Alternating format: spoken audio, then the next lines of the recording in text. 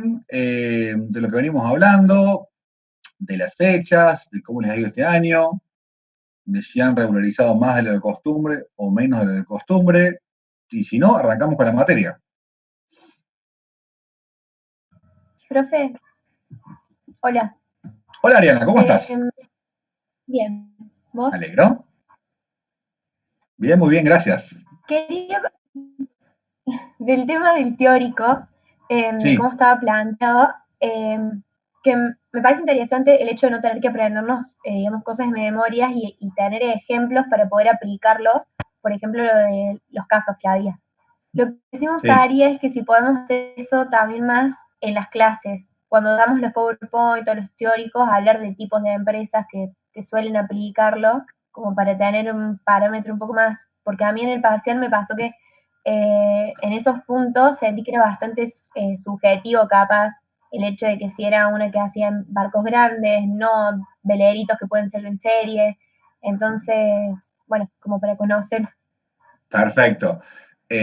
Como tarea, doble tarea, lo tomamos, por supuesto no puedo ser tan neófita de no hacerlo, lo tomamos, pero si damos ejemplos en clase, si damos ejemplos en clase, después a la hora de que cuando sean promoción indirecta, me citan los mismos ejemplos. Y a mí cuando hago la entrevista oral a los promocionados indirectos y detecto que estudian de memoria, automáticamente cambio de tema y después vuelvo. Porque soy turro, no. O sí, qué sé yo. Pero esta materia no es abogacía, no es derecho. La idea es, profe, no tenemos tiempo, hagámoslo. La idea es estudiarlo con crítica constructiva. A ver, ¿quién aplica esto? O sea, sacarlo de ese ente abstracto y materializarlo un poquito. A ver, yo imagino un contador del otro lado en la fábrica entrando y sacando una foto a todo el stock para evaluarlo. No sé, yo imagino poniéndole arbitrariamente costos a las distintas actividades y empezar a medir el consumo de las actividades. Hay que tratar de hacer ese jueguito. Además de leerlo, además de resolver el ejercicio. Insisto, lo tomamos, pero si doy un ejemplo, automáticamente se agarran de ese ejemplo. Pero está bien, sí, sí, podemos hablar un poquito. Hay algo había dicho también que se me ocurrió para decirlo, pero bueno. Profe, yo no me quejé de esos casos, de esos dos ejemplos, sino que me acuerdo que en una de las preguntas de refinería, una de las opciones decía tal vez. Ese tal vez es muy subjetivo. Sí, voy a sacar los tal vez. Los tal vez los metí para enlodar un poquito. Pero no, no, no. Cuando puse los tal vez, no iba ningún tal vez. No iba ningún tal vez. Cuando los puse eran sí o no, no había tal vez. Los puse para meter la trabita de rigor, un poquito de rigor siempre hace bien. Ese tal vez es muy subjetivo al análisis de cada uno. Ok, listo. Voy a cambiar el tal vez para el tercero, por eso también hice spoiler. Por ejemplo, de la fábrica de aviones, en los veleritos. No me imagino una fábrica de veleritos en serie, sinceramente. Digamos, parafraseando a Ariana. No me imagino una fábrica de veleritos en serie. De hecho, no la hay, por supuesto. Por eso también puse los ejemplos. Tardé un rato en pensar en esos ejemplos. La idea era que pensaran que el tiempo por pregunta más o menos era de 2 minutos. En otras preguntas era casi automática la respuesta. Pero acá quería que le dedicaran 3 minutos a pensar. Y en realidad la respuesta generalmente es por descarte. A ver, este y no. Este y no. Este y sí. Bueno, listo, vamos por ahí. De todas formas, el puntaje de una pregunta no va a ser que aprendan o no. Y si ustedes se fijan, la media aritmética está bastante alto. Así que no se preocupen por eso. Eh, son tipos de preguntas interesantes. Son tipos de preguntas que si se googlean no aparecen. ¿Ok? Eh, si se googlean en el momento, ¿no? Me parece interesante hacer ese tipo de preguntas. ¿Sí? Insisto, no me interesa que se acuerden de la fórmula. Yo no me las acuerdo las fórmulas. Sinceramente, no me las acuerdo. O cómo nominamos a tal variable. Todos los años lo mismo. El nivel de actividad o cantidad de productos realizados es QN. Todos los años cambio y siempre, nunca me sé cuál puse. No importa, lo que importa es que sepamos de qué estamos hablando. O sea, poner costos sobre número de unidades o número de unidades sobre costos no es lo mismo. Es una pregunta que para mí es muy importante, porque ya les dije que elaboración de indicadores e interpretación de los mismos, para mí es una de las cosas más valiosas que se van a llevar de esta materia. Que hubo inflación del 10%, tenemos que saber interpretar qué significa eso. Que el tipo de cambio es 140, ¿qué significa? Hay gente que me pregunta qué significa eso. No, yo no tolero que esta materia salgan sin saber qué significa que un tipo de cambio es 140. O que no sepan qué moneda es más fuerte, bueno, todos. Pero si una moneda es más fuerte respecto al peso o no. ¿Sí? Hubo un año que me se ve un poquito y puse el tipo de cambio, puedo utilizar estos tres tipos de cambio. 40, oficial, ¿no? 40, 80 o 500. Utilice el que usted cree más conveniente. Digamos, a ejemplo de hoy. Y no toda la gente utilizó el tipo de cambio 80, que es el cambio oficial. Claramente 500 no es, claramente 40 no es. Pero hay gente que no tenía ni idea de qué estábamos hablando. Hablamos de materia prima importada, hablamos de un montón de cosas y no sabemos el tipo de cambio. Bueno, ¿qué tiene que ver con la materia? Tiene que ver. Tiene que ver. De acá la fórmula de cálculo de stock no me interesa que se la acuerden. De acá de economía, cómo están ordenados los ítems dentro del activo corriente, no me interesa que se lo acuerden. Pucha, mercadería y caja y banco, ¿cuál va adelante? Y no me interesa mucho que se acuerden, para eso vamos a tener un contador. Sí que sepamos cuáles son los componentes de la columna de la izquierda del balance de sumas y saldos.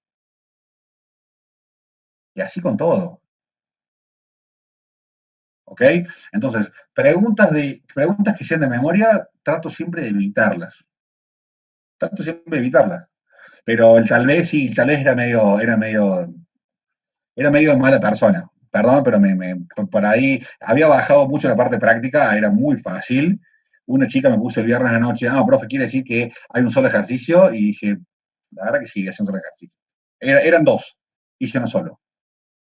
Yo fui Mariel, ¿te das cuenta? Sí, estás en todo. Si no decías vos eso, no, dejaba los dos. Y por ahí no hubiera ido tan bien. Bueno, gente, vamos a arrancar con la materia de hoy, porque si no, llevamos ya una horita y seguimos dando vuelta con esto. Vamos a arrancar con. Recuerden que los temas que vamos a ver de acá a fin de año son casi todos relativamente cortos. Ya pasamos el sistema de costeo, temas largos, temas operativamente, o sea, a nivel resolución de ejercicios largos, extensos, complicados no, pero siempre que tienen su procedimiento que hay que respetar, no hay que salirse mucho, hay que ser muy prolijo para no errarle grotescamente en alguno de los pasos. ¿Ok? Vamos entonces a ver el tema de hoy, que se llama costos en una empresa de servicios. Esperen que voy a compartir otra cosa antes, que está en el teórico, que se los voy a terminar de hacer este fin de semana. Y es la parte que no tengo clara. Esta parte de costos de una empresa de servicios va a vincular mucho con comercialización, hermosa, una de mis materias favoritas de la carrera, y vamos a vincularla mucho con eso. Quería dar, este es el teórico ya, ¿no? Quería dar el concepto de servicio del gurú de la mercadotecnia, que se llama Philip Kotler. De hecho, es el autor, no lo tengo acá, lo tengo en la otra biblioteca, es el autor del libro que ustedes utilizan en comercialización. Define qué se entiende por servicio. Siempre lo trato de poner al principio porque me parece muy piola, muy interesante arrancar con la definición de servicio. Lo vamos a leer entero y después lo vamos a desmenuzar un poquito. Un servicio es todo acto o función que una parte ofrece a otra, que es esencialmente intangible y no da como resultado ninguna propiedad. Su producción puede o no vincularse a un proceso físico. Vamos a poner acá un poquito más grande porque creo que me están pidiendo, no leí el chat, pero calculo que me están pidiendo que se vea más grande. Vamos a subirlo ahí. Ahí lo tenemos. Entonces, nuevamente, servicio es un acto, una función que una parte le provee a otra. Como contrapartida, obviamente hay una paga del mismo. Es esencialmente intangible, abstracto, no material, por eso dice esencialmente, no da como resultado ninguna transferencia de propiedad. Yo vendía, ¿qué vendíamos? Vendíamos, creo que en el examen era para golpes, en el examen 1, yo vendía defensas o para golpes. Era tangible, era material, y a la persona comprármelo, recuerden que ese producto terminado, a nivel economía, vamos a robar un poco de cada materia de comercialización y economía, la tenía dentro del activo. Y después al yo transferírsela a la otra parte, porque se la vendo, sale el activo y pasa a ser una cuenta de resultados con signo negativo. Costo, mercadería vendida. Lo han visto, lo han rendido ahora, hace 2 semanas, hace 10 días. ¿Ok? Entonces, no da como resultado una transferencia de propiedad porque es intangible. Su producción puede o no vincularse a un producto físico. Puedo tener yo un producto físico, por ejemplo, yo soy un service del automotor. El servicio que presto es el de cambio de aceite, cambio de filtros y revisación de X ítems del auto en general. El producto físico que está interviniendo ahí es la materia prima, los materiales, los insumos utilizados para la prestación del service. ¿Ok? Pero puede o no vincularse. Puede o no tratarse, o sea, intervenir un producto físico dentro de la prestación del servicio. ¿Ok? ¿Qué vamos a ver ahora? Vamos a salir de acá, vamos a venir acá y vamos a la presentación.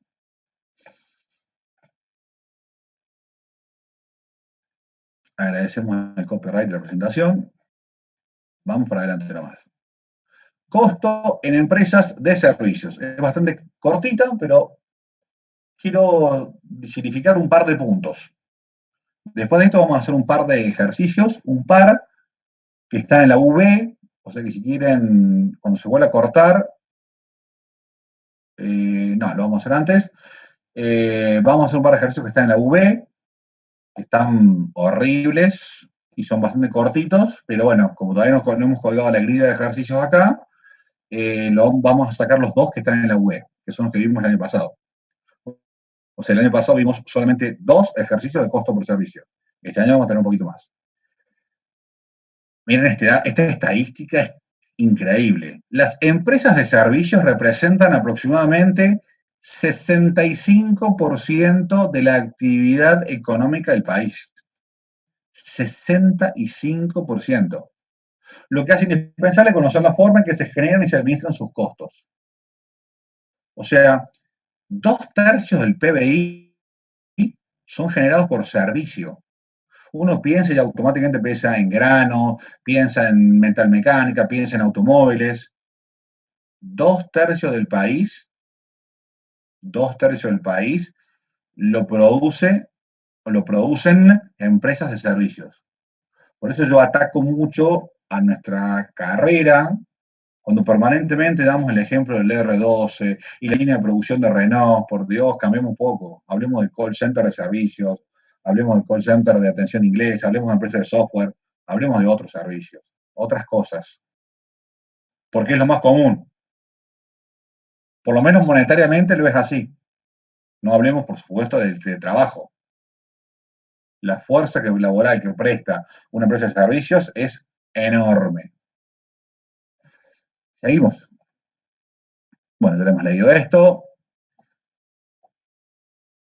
A la hora de resolver o de prorratear o de determinar costos, vamos a utilizar o vamos a dar en el teórico y vamos a desarrollar algunas cosas. Vamos a ver que la forma de hacerlo es a través de sistemas de costeo, por orden de trabajo o por procesos productivos. ¿Le suena? ¿A qué hace referencia? Cuando yo tengo procesos customizados de la mano del cliente, por ejemplo, lo que dijimos recién, viene un cliente, me trae el auto, le hace un ruidito, hay que revisarlo, hay que ver, hay que arreglar, hay que cambiar. Cada cliente es una orden de trabajo. Por lo tanto, la forma de costear esa orden va a ser particular al pedido o al caso de cada cliente. Tengo por otro lado procesos estandarizados. Por ejemplo, bueno, de hecho, la industria médica, era cada vez, era todo por orden de trabajo, era muy customizado a un nivel médico y lo revisaba de punta a punta. Hoy cada vez más son procesos estándar, homogéneos, repetitivos y de grandes volúmenes. Y si no, que se me va siempre el nombre, Gómez, la compañera que está embarazada, cada vez que va el médico a ver su obstetra, tiene lista de 40 pacientes. Porque cada vez más el médico hace procesos estándar, homogéneos, repetitivos. Y eso va en detrimento del tiempo. Volvemos siempre a valer el tiempo. Cada vez más, se dan cuenta que los revisan menos. Cada vez más las consultas son más express. Cada vez más te hay que llevar todo preparadito los informes para que la médica los lea y diga, vamos bien, adiós, que ya viene la otra. Cada vez más, que lo hemos discutido con varias médicas, cada vez más, cuando está despidiendo a la paciente, ya está llamando a la otra, para que no se produzca tiempo muerto. Se dan cuenta que se aplica ingeniería industrial en todos lados, para que no haya tiempo muerto entre la salida de la paciente y la entrada de la otra. O sea, cada vez más el médico se ha tornado en procesos estándar y repetitivos. ¿Qué pasa? Al ser así, es mucho más fácil determinar la estructura de costos y a la larga, al tener procesos repetitivos, son más económicos. Nos debemos un debate serio de calidad de servicios. Nos debemos un debate serio. Pero bueno, sistemas de costeo de principales utilizados a la hora de calcular costos de servicios. Ejemplos típicos de empresas de servicios, talleres mecánicos, despacho de abogados, agencias de publicidad. Ya vimos los casos.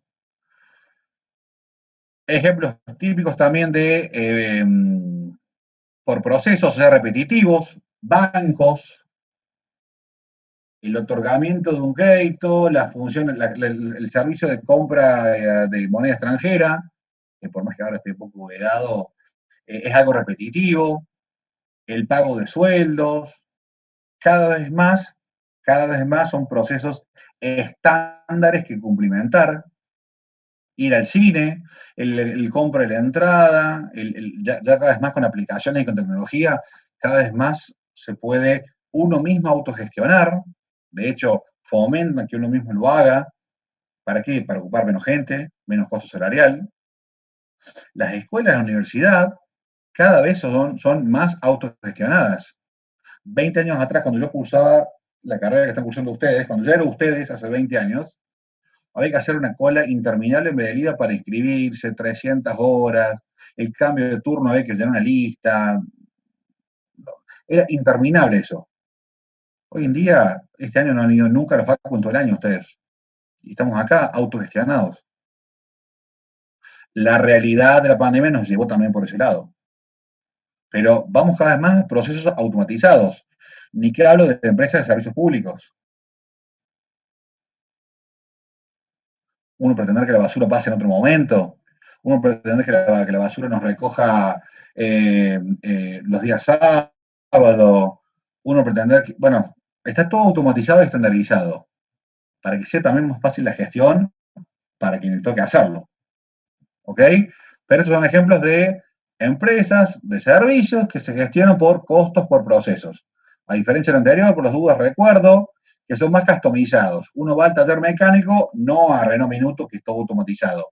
Uno va al taller del barrio con el Clio 96 y le escucho un ruidito o me pierde por acá. Listo, vamos a revisarlo. Eso sí lo tomamos como orden de trabajo.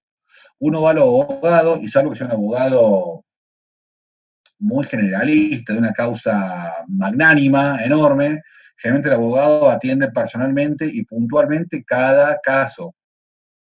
Una agencia de publicidad, salvo que sea una agencia, y lo mismo, por más que sea, una agencia que se dedica a la confección de logos, hizo logos para una marca, para una empresa, escuchan mucho al cliente y se adaptan su trabajo, su labor, a la orden o a la altura del cliente que tienen en el frente.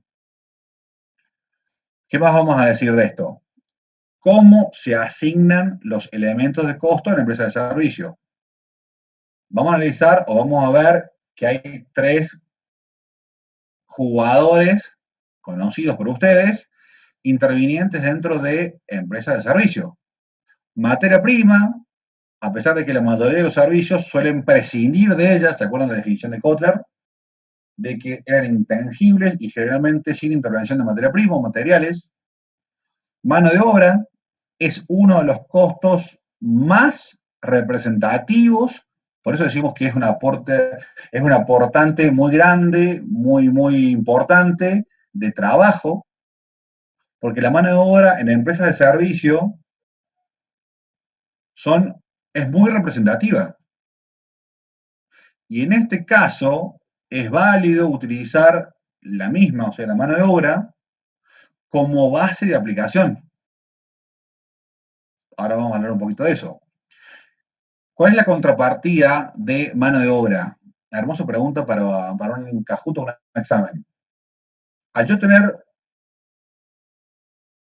preponderantemente o a nivel porcentual mucha carga de salarios de sueldos, del famoso 931 de la FIP, 931 es el informe a través del cual se pagan cargas sociales. Nada tiene que ver con la materia, pero es algo que lo tengo todos los meses yo. Me ocurre que durante pandemia estas empresas se vean muy afectadas. Y si no pensemos los ejemplos de recién, no voy muy lejos. Pensemos, cine en pandemia, complicadísimo. Escuelas en pandemia, complicadísimo. Bancos en pandemia, que no sea para sacar los $200 que compraron o para cobrar una jubilación o un IFE. Imposible. Pensemos en transporte público o pensemos en la municipalidad, habilitación de negocios durante pandemia. Al tener tanto componente de carga de mano de obra o recurso humano ahí, está muy complicada. Por eso decimos que en Córdoba 50% de los hoteles han cerrado. Pero no cierro las puertas y las abro cuando saca la vacuna. Cerrado definitivamente. Hoteles de mucha antigüedad han cerrado. Por eso decimos que 1/3 de las agencias de viajes del país, de Córdoba, perdón, han cerrado. 1/3, gente. Han cerrado. Por eso decimos que las empresas de servicio en general, los gimnasios están desesperados, las peluqueras que abrieron hace poco están desesperadas, la gente que presta servicio, en la mayoría de los casos, el gran componente es la mano de obra. El gran componente es mano de obra. Y no se puede hacer por Zoom. No puedo cortar el cabello por Zoom. No puedo mostrar una película en el cine por Zoom. No puedo habilitar un negocio ni ver todo o presentar un manual de incendio por Zoom. Tengo que hacer la visita local, tengo que revisarlo, tengo que necesito tener físicamente a alguien. Y durante cuarentena, durante pandemia, se ha complicado mucho eso. Por eso en empresas de servicio, y ahora vuelvo a la pregunta que dije hace un rato, está lindo para hacerla en un examen, tengo un punto de equilibrio. ¿Qué era punto de equilibrio? Ya lo sabemos, no lo vamos a hablar, muy alto. ¿Por qué? Porque generalmente la mano de obra era fija. Y el costo fijo en punto de equilibrio, si se acuerdan dónde iba, y si no se acuerdan lo van a googlear, no se los voy a decir, ¿no?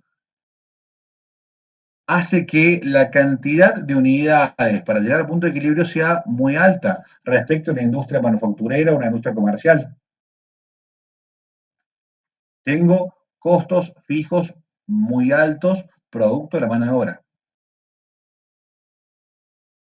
Por último, gastos indirectos representan un costo importante que puede ser asignado a través de un costeo ABC.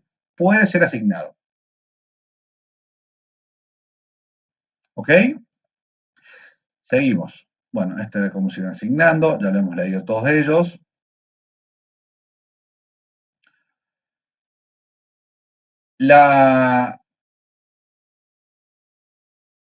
Profe, este virus en su época, qué soretón que sos, Cami, me hace acordar, parece que fue tu abuelo. ¿Este virus en su época perdí el año o no? En mi época mataba a todos los profes, porque todos los profes eran sub-80. De hecho, Bassetti era el más joven de la carrera. Pero bueno, se hubiera llevado a la mayoría. Se hubiera llevado a la mayoría. El 90% no manejaban, no tenían una cuenta de correo. Año 2000, olvídense. Era otro mundo esto, gente. Vamos a hacer así. La cadena de valor dentro de las empresas de servicios permite identificar funciones donde se agrega un beneficio al cliente. Claramente acá vemos que las distintas cadenas deberían aportar, salvo que nos llamamos municipalidad, deberían aportar un servicio o un beneficio al cliente. Si no, habría que directamente eliminarlas. Pero objetivos de la cadena de valor: reducir costos al cliente, aumentar la eficiencia, aumentar la calidad, tiempo e innovación. Esos son los objetivos de la cadena de valor. Ya no estamos metiendo mucho en comercialización, pero voy a nombrar. De hecho, en el teórico van a ver que vamos a ver. Van a ver que hemos explicado cómo mejorar el servicio. De hecho, no sé si está acá, a la mañana estuvo un aporte, el famoso, acá son dos secuaces que están en el curso de ustedes, que se llaman Luis Swin y Tommy Pereira. Bueno, Tommy Pereira tuvo una intervención en la mañana, porque él en mayo nos mandó, Clara y a mí, un mail hablando de la cuantificación, de cuánto pagar por un servicio, o cómo medir esa calidad de servicio para poder poner un precio después. Bueno, algo lo queremos hacer hablar, algo lo hicimos hablar a la mañana, creo que estaba sin luz hace un rato, me mandó un mensaje, un mail, pero estaba interesante ver el tema de cuánto juega este aporte de valor que hacemos o aporte de beneficio que hacemos al cliente y cuánto está ese cliente dispuesto a pagar. Bueno, muchas de estas cosas hay en el teórico. EPEC no entiende para nada eso. Me reservo mi comentario. De todas formas, Francisco, era Francisco. Si tenés una novia cuyo padre trabaja en EPEC, anda por ese camino porque te salaste para todo el viaje. Olvídate de rendir fluidos. Anda por ese camino porque te salaste para todo el viaje. Perdón, gente. Quien esté grabando, Joaquín o creo que era Sol Rip, que la otra que estaba grabando, borren esta parte, por favor. Si no, voy preso. Ejemplos de formas de distribuir costos indirectos en servicios. La empresa Gris Automotriz S.A. Se dedica a ofrecer el servicio de mantenimiento automotriz, mantenimiento automotor sería, pero bueno, no importa, porque es él. Las actividades de inspección y mantenimiento se realizan siempre que reciben una orden de trabajo. Con los siguientes datos del mes de marzo, se realizará la distribución de los costos indirectos mediante ABC. ¿Cómo sería el ejemplo? Se realizaron 130 servicios de un taller mecánico a automóviles y 120 a camionetas. 130 servicios a automóviles y 120 a camionetas. Los costos primos, es decir, la variable conocida, son 29.000 para automóviles y 35.000 para camionetas. Los costos indirectos serían ese GIF, ese gasto indirecto, inspección, 12.300 pesos y mantenimiento, 23.600 pesos, totales. Y hemos puesto el inductor de costo o cost driver, el número de horas de mano de obra para inspección y el número de horas máquina para mantenimiento. El total de horas máquina para inspección es 2.100 y de 3.100 para mantenimiento, para camioneta digo. Aplicando lo que ya sabemos,